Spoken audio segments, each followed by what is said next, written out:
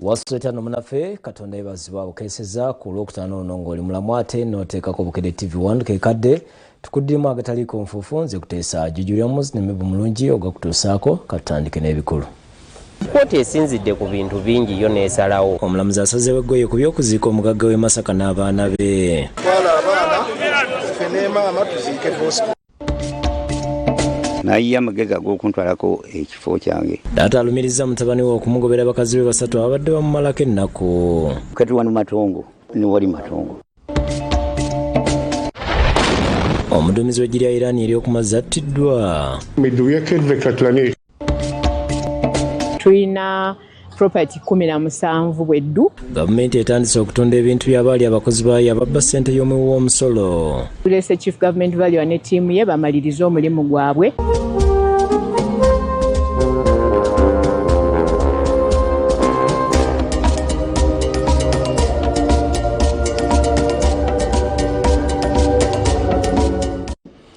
Okatandikira mu bujjuvu n'aga kkooti enkulu e Masaka esaze eggweye ku nsonga z'okuziika omugagga John Bosco Ssennyonjo n'abaana be bweragidde nnyina wa Bosco aziike mutabani we ne Namwandu aziike abaana be ababiri emukungu abaafa ne kitaabwe mu kabenje. Kyaddaaki kkooti enkulu y'e Masaka esazeewo ekyenkomeredde kuziikibwa kw'omugagga w'e Masaka Bosco Ssennyonjo Bitanda n'abaana ababiri abaafiira mu kabenje ku luguudo lw'Entebbe Express Highway gye bavuddeko. Kino kiddiridde Namwandu Jane Nabukeera Ssennyonjo okuddukira mu kkooti eno ng'awakanya ky'abooluganda okusalawo okuziika bba ku bijji ekya Lusowe nga ye agamba nti bba yakyogeranga lunye nti waakuziikibwa Mpugwe Mukungwe. Omulamuzi Victoria Nakintu Katamba owa kkooti enkulu e Masaka enjuyi zombi azisinkanye mu ofiisi ye okuwa ensala mwalagidde omugenzi Bosco aziikibwe ku bijja ekya Lusowe ate abaana okuli Sherina Nankindu ne Simon Trevor Ssennyonjo baziikibwe Mukungwe awali ennyumba ya kalina Bosco gy'abadde azimba. Omulamuzi era alagidde omugenzi Bosco Bitanda aggyibweko endaka butonde enakozesebwa okukebera abaana abalala abanaaleetebwa nga batankanibwa. Kaliikiro w'ekika kya Namuŋŋoona Richard Musajjawaza Lambolode ku bisaliddwa n'ategeeza ng'omulambo gwa Bosco n'egy'abaana bagenda okugitwala mu maka ge bakungubage n'oluvannyuma atwalibwa aziikibwe. Oweekitiibwa omulamuzi asazeewo John Bosco Ssennyonjo aziikibwe ekya Lusowe ate wayitewo olunaku lumu bazzukulu bange oba baganda bange museeryo abaana ba Ssennyonjo baziikibwe Mpugwe. Era nze kennyini nsabye kkooti ekkirize abagenzi bwe bava mu ddwaliro basooke batuukeko mu maka ga Ssennyonjo nga bwe kyali mu nteekateeka eyasooka era basuulewo tukumewo olumbe ate enkeera tujja kutwala Bosco ekya Lusowe. Omukyala bana batukkiriza n'abaana tunaabatwala netubamuddiza kubanga kkooti ebamuwa. Puliida wa Namwandu Nabukeera Ngone Alexander Lulenkima annyonnyodde nti kkooti esinzidde ku bintu bingi okuwa ensala eno kyokka n'akubiriza abantu okwettanira okukola ebiraamo. Kati kkooti esinzidde ku bintu bingi yo n'esalawo n'egamba nti Bosco aziikibwe ekya Lusowe ewali ebijja by'abantu be. Abaana baziikibwe Mpugwe ku nnyumba ebadde ezimbibwa Bosco ne mukyala we. Ebyo bye biragiro kkooti byewadde. Esinzidde ku bintu bingi naye ng'ekimu ku byo era kye tugamba oba kye ŋŋamba abantu bannaye tukole amalaame. Nze ndi puliida bakiraaya ndi tubagamba okukola amalaame naye abantu bakyalimu endowooza nti oli bw'akoledde aba agenda kufa. Ono era alambuludde lwaki omulamuzi alagidde omulambo gwa Bosco guggyibweko endaga butonde ng'ategeeza nti si baakujulira kubanga abagenzi batulugunyiziddwa ekimala. Kuva Bosco we yafa mpaka kati waliwo amaloboozi agatandise okuvaayo ku baana nga babatankana, waliwo abalala bintu bwe bityo. So omulamuzi alagidde DNA yesigalewo tulemate kumuziikula nga obudde butuuse. Obudde bwe bunaaba butuuse obutuufu obw'okukakasa abaana be be baani nga DNA eyo ekozesebwa. Abamu ku baluganda lw'omugenzi ko n'abantu abadde mu kkooti basimye ekisaliddwawo omulamuzi nga bagamba kibadde kiruddewo kubanga bakisaba mu ntandikwa baziike Bosco ate Namwandu aziika abaana be. Namwandu n'okubedda twamugamba Namwandu bw'oba owulira nti oyagala abaana twala abaana ffe ne maama tuziike Bosco. Nze ndi musanyufu ku nsala ya kkooti era neebaza kkooti y'e Masaka n'omulamuzi abadde omusango guno olwa kino kikoleddwa. Kkooti y'e Masaka ekoze bulungi nnyo esaze bulungi nnyo era tugyebaza kubanga ffe okuteekamu obudde bwaffe tubutaddemu lwa mukwano gwa Bosco. Kyokka abala bakiikidde omulamuzi ensingo nga bagamba nti Namwandu baandimulese n'aziika bba. Maama yennyini ayogerwako, maama yeezikira omwami we. Maama waali newe wali bbaawe. Okitegeera kati maama mpozi nga batugamba nti ye taata w'omugenzi Bosco yazaalako baana bbali. Kakati gwe weebuuze abaana abaziise Mukungu ate taata n'amuzika ekyaluso kati ate abaana bano ababakyala abalala banaasobola batogenda Emukungwe ye weebuuze bano abaana aboona omukyalo omukulu banaddayo ekyalusowe okulima ku kitaabwe. Waliwo n'abategeeza nti Bosco yafa ateekateeka emikolo egy'embaga era nga yakyogeranga lunye nti embaga yakubeera amaka ge bwe bali muziika. Nanga mukulu wange ogenda kukola omukolo gwange njala nkutwale nkulambuze omukolo gwange gunaaba tegigenda kubeera mu woteeri ng'egy'abalala. Nangamba nti wengenda okuteeka omukolo njagala olabe wate we bajja okunziika Emukungwe. Omwogezi wa poliisi mu Greater Masaka Twakasirye asabye enjuyi zombi okugondera ekisaliddwawo kkooti okusobola okukuuma emirembe.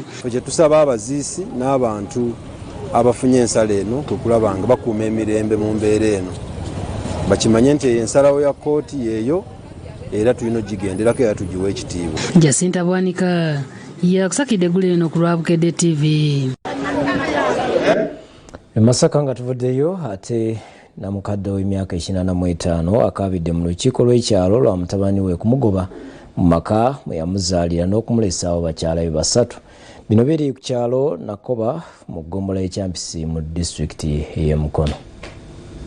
Abatuuze ku kyalo Nakoba mu ggombolola y'Ekyampisi mu disitulikiti y'e Mukono bawuniikiridde mu lukiiko lw'ekyalo omukadde w'emyaka 85 Bayani Logolo byamanyiddwa nga mu Japaani balumiriza mutabani we Daniel Munyagwa Saalongo okugoba bakazi basatu mu ddya abadde bamalako ennaku mu maka ge ssaako n'okusindiikiza kitaawe n'ekigendererwa ekyokwagala okumumiza omusu ng'entalo eva ku mwana okwagala okwezza ekibanja kwe baamuzaalira ng'agamba nti kikye. Wakati mu lukiiko ono taata annyonnyodde engeri omwana gwe yeezaalira bwamufuukidde akayinja mu ngato ng'eyatuuka n'okwagala okumupangira okumumiza omusu ng'ayagala okumusuula mu mugga wabula muzeeyi n'abatebuka. Ng'ate nze bandabudde nti yagenze n'alambula omugga nga guli eyo Nakasajja ogenda enakafumu oyise Namasumbi ng'amaze okugulambula gumaze okuwagula ebiseera ebyo Antwane mu mugga yali akoze eddiiru nti tobuulyako omuntu. Taata ayongedde n'abuulira abataka nti mutabani w'ono Munyagwa amulemesezza ensinga mu kiseera kinaaliira ku nsiko lw'abantu mutabani we bamusindikira amumazeeko emirembe. Kati wano Matongo ne wali Matongo nazo baazibba bajja ne bamenya ennyumba zange zino ne bajjamu ekeesi zange disitulikiti zonna ne bazitwala. Emyaka 6 gye tumaze nga muzeeyi bamulumba bakamulumba enfunda nga 3 ne batamusanga mu nnyumba era ebintu ebimu ne bagenda nabyo naddala nga lisiti za busuulu. Abuulidde olukiiko nti mutabani we yakola olukojjokojjo n'atunda ku kibanja kino n'agenda ewa nannyini ettaka n'amulimbalimba taata yamutumye okwegula nti amuwe ekyapa nti era ye kitaawe yali amulese ku kitanda nga mulwadde ate nga ye muzeeyi ndatuukanko mu mbeera ya kulwala. Naye amagezi ag'okuntwalako ekifo kyange mu ngeri ey'olugezigezi y'olukujjukujju n'agenda agamba yalina ekyapa ekyo nangwa nti taata akintumye akuweereza n'akasimu ka miliyoni 10 ng'ate amaze kuŋŋamba nti nze namulagira. Dani yatunda ku kibanja kya muzeeyi nga ye yekka emiliyoni 30 najja n'agamba muzeeyi nti ntunzeeko miliyoni 3 n'akwata akakadde kamu n'ekitundu n'akawa muzeeyi nti muzeeyi kagira kakubeeramu nange nsigazaako kamu kitundu. Naddira ku ssente ezo n'atolako miliyoni 10 n'agenda eri maama Benadeti nga tetutegedde n'amugamba nti maama taata antumye tasobola kusitukana wansi, alina mu ddwaliro, ali ku kitanda, naye antumye ku kitanda gyali omuwe ekyapa, ampadde n'akasiimo ka miliyoni 10. Benadeti bwe tutuukayo bwatu bwe yatugamba. Alajanide President Museveni ne Ssaabaminisita Nabbanja okumutaasa ku mutabani we gwe yeezaalira. Nkulira President Omulanga antaase ku kizibu kye ndiko ky'omwana kwagala okuntwalako ekifo kyange kiriko eka 5 n'ekitundu.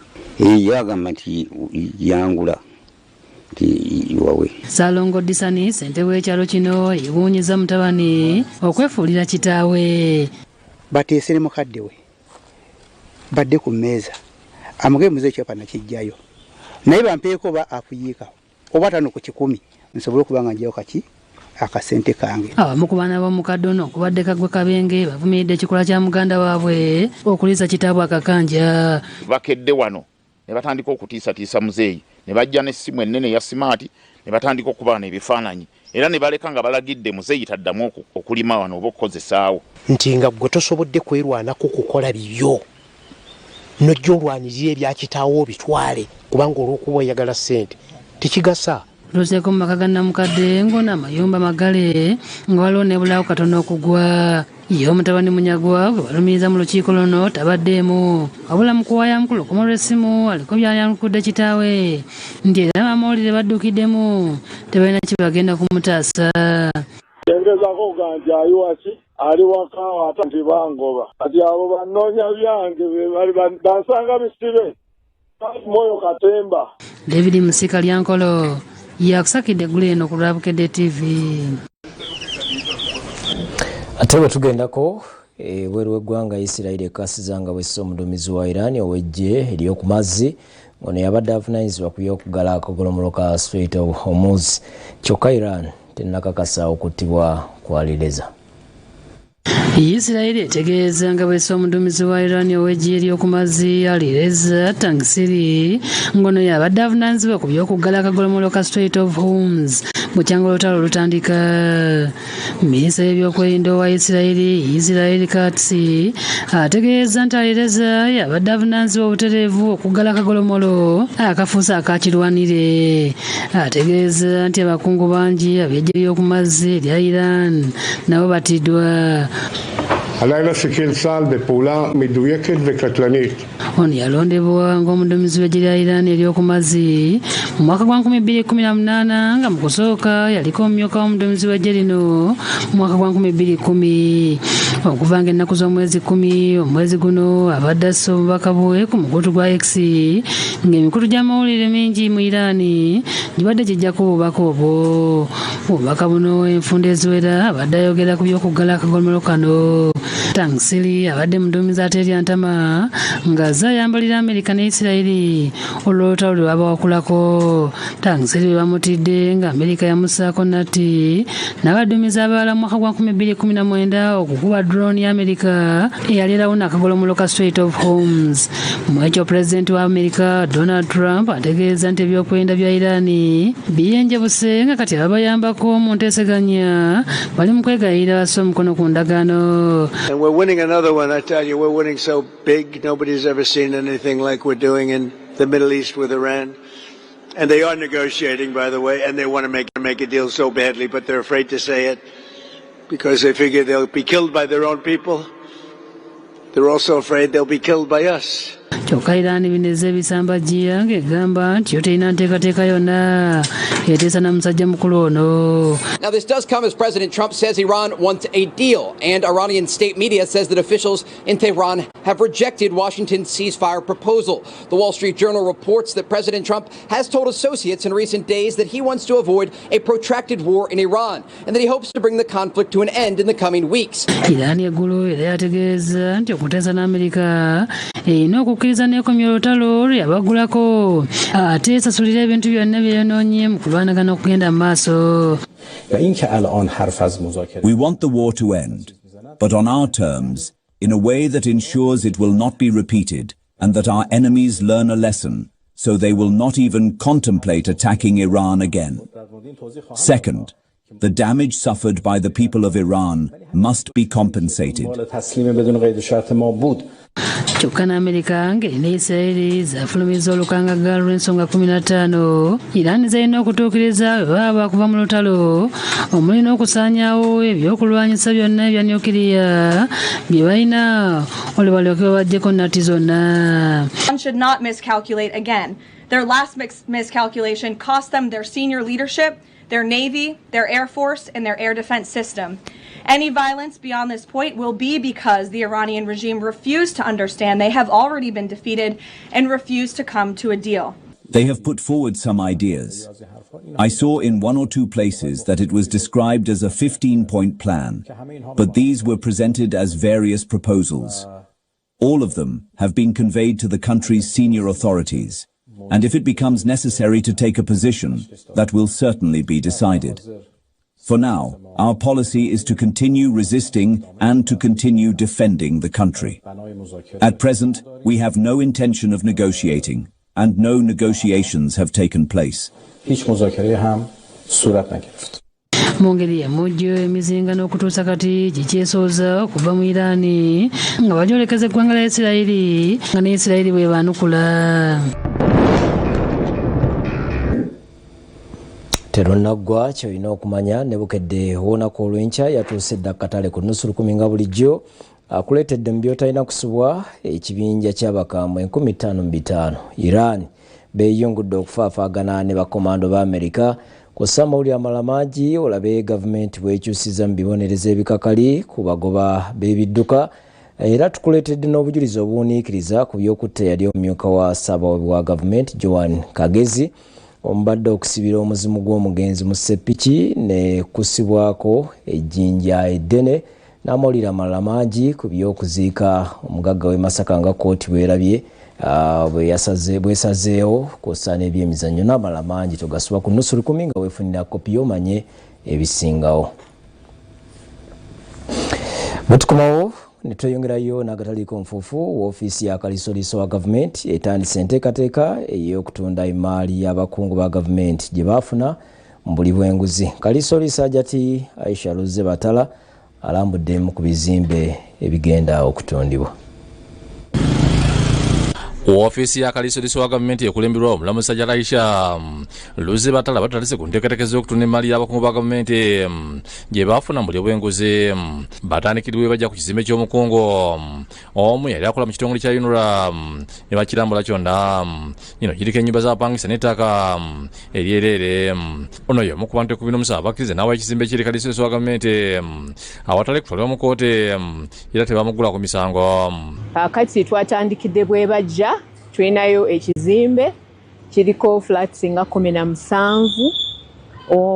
Nannyini kyo yali mukozi mu Uganda National Roads Authority.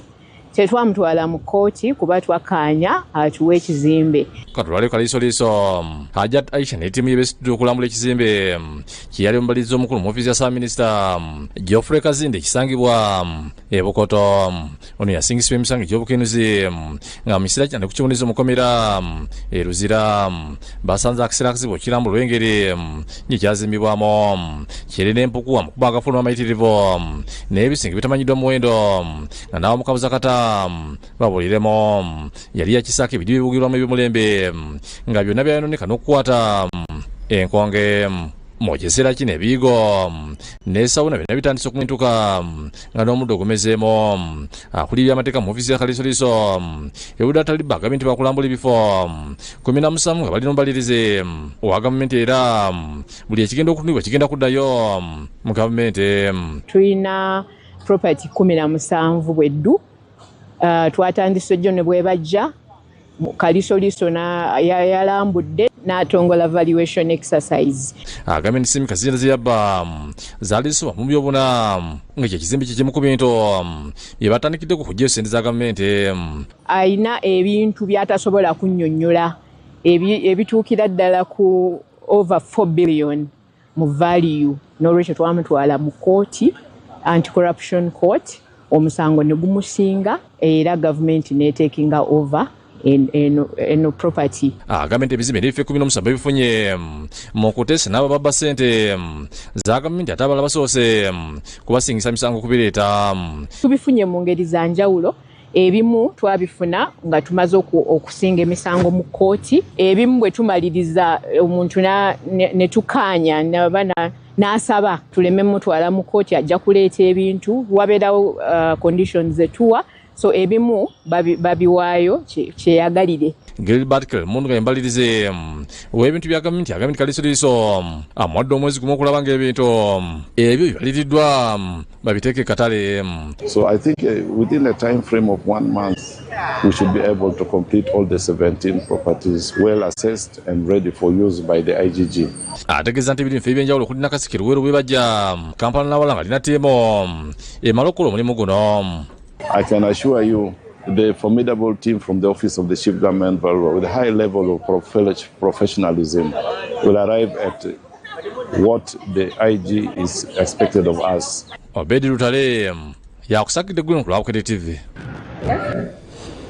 Malala ekika kya Nakinsige kye kimu ku bika bya Buganda binnansangwa era nga kikulembera omutaka Kyeyune ng'obutaka bwakyo busangibwa ku lusozi Mirembe Kyaggwe. Bano be bakuma ekyoto Ggombolola nga tukuleetedde ebibakwatako.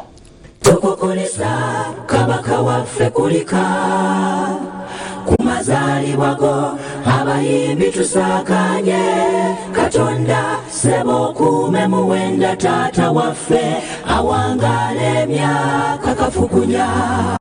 Mu mboozi zaffe ezikulembedde amazaalibwa ga Ssaabasajja Kabaka Ronald Muwenda Mutebi II ag'emyaka 70 tukuleetedde emboozi ku kika ky'ennyonyi Nakinsige ekikulembera omutaka Kyeyune ng'aliko kati y'omutaka Mayiga Fred ow'e19 Katikkiro w'ekika ky'ennyonyi Nakinsige Ssaalongo Nuwa Ssekirembe Musooka Kigongo atukulembedde mu kutwala ku butaka bw'ekika kyabwe obusange okutuusa Mirembe Musaza ery'Ekyaggwe atulambuzisa ebifo eby'enkizo bye balina ku butaka bwabwe ng'ekika n'okutonyola obuvu n'obuddo obw'ekika ky'ennyonyi Nakinsige. Jjajjaffe omubereberye ye Lusige Kikuuno Kitumba oyo ye yasisinkana Ssekabaka Kintu era n'okufuna erinnya erya Kyeyune kwali kumweyuna bwe yamweyuna n'amusanga ku lusozi Manjiira oluliraanye ekifo kino era nga mu kumusinkana teyali muntu wa bulabe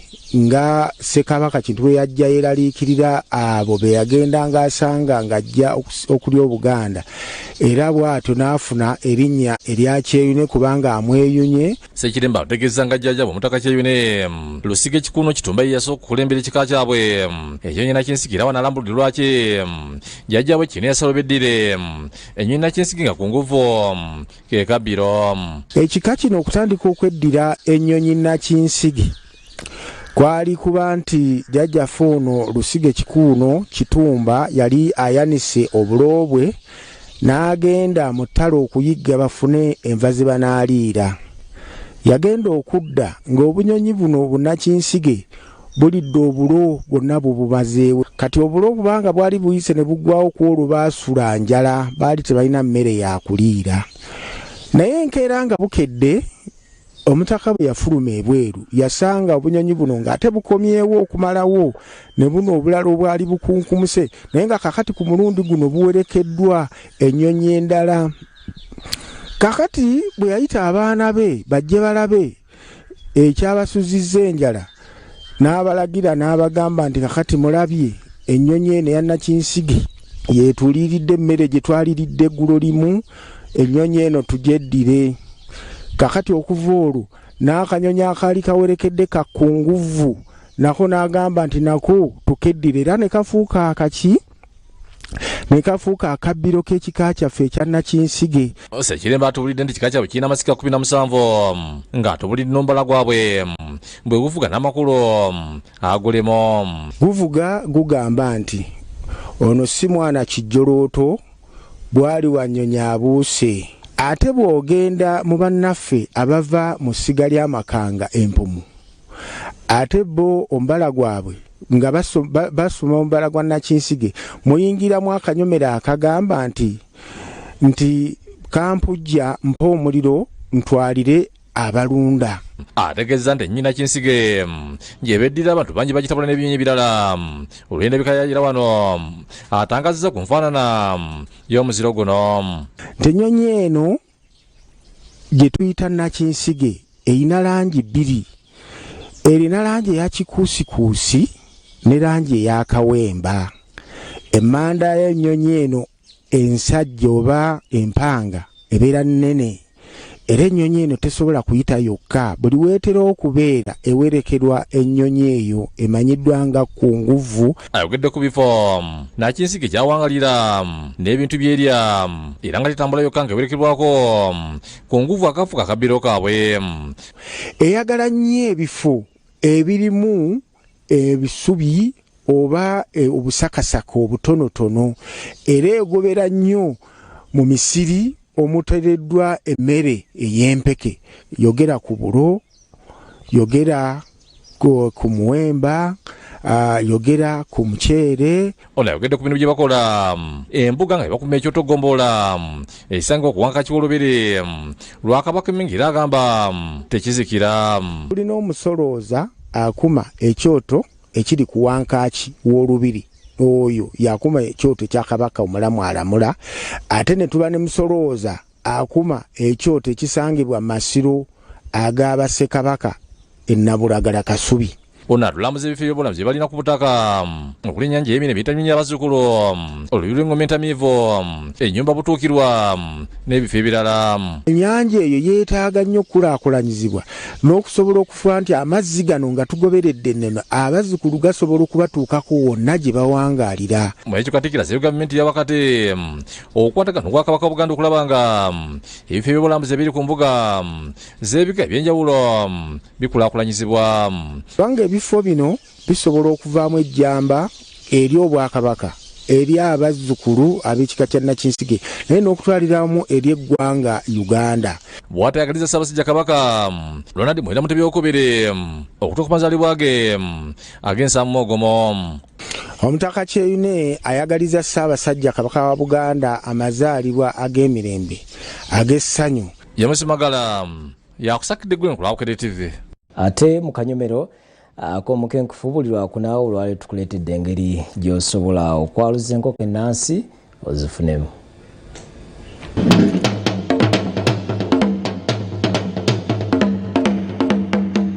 Kwanirizaako nnyo mu Kanyomero k'omukenkufu tebyakola n'aviiramu awo, era bwe tutyo bwe tutambula, era gwe yakasooka okutwegattako nkugamba tutya nkugamba nti welcome aboard, era nga tutandise n'amaanyi tutandikiddewo Prof by Research omukenkufu Nyanzi Julius. Mu kwaluza kuno tugenda kwesiba nnyo ku nkoko zinnansangwa olw'enkizo gye zirina katale, kyokka era nga tuzaaluza tukozesa byuma olw'okuba nakyo kirina ebirungi bingi. Enkoko eŋŋanda za byafaayo nnyo naddala wano mu Uganda ne mu Buganda kubanga enkoko zino zigumira endwadde.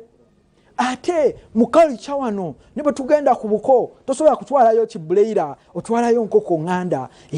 Enkoko kati tezikyasobola kumaamira magi, muzikanga ebikanga enkoko bingi nnyo. Ekisinga ddala okuba ekizibu ekyokusatu mu kwaluza enkoko zino nti enkoko bw'ogireka waliwo obulwadde bw'obuko. Obuko nabwo obulwadde bw'amaanyi nnyo mu nkoko eŋŋanda. Kitegeeza ki? Nti empanga egena nerinyira enkazi nebiika amagi neyalula obwana, ate obwana bwe bukulaakula empanga yemu nefuuka saddu buto nabo nebuzaalamu, kati obwana ne bufa ne buba nga bufa bufi, tukiyita inbreeding. Ng'onooyaluza weetaaga sanitayiza okukuuma obuyonjo ng'amagi tusooka gasiimuulako, kandi okwawula amagi agawase ku masumba n'ekyuma ekyaluza amagi nkaaga buli mulundi ekisoboka eri buli muntu. Okwata ka sanitizer n'okafuuyira ku kapamba n'ogasiimuula jako kalimbwelimbwe. Ekiddako ki kwe kwebera oba amagi gano gafuna enkoko yafuna empanga. Kati ng'okwata ng'ogenda wali ekizikiza ekitangaala bwe kiyitamu bwe kiti ng'omanya amagi malungi, bwe kitayitamu kitegeeza amagi mavundu. Nolwekyo tewandi funye magi gasusiza naku 10 okuva olwe baagabiika. n'olwekyo intubeta fe otekamu afulita y'amazzi afulita yetampeko namba afulita ekyenkya kikutuusiddwako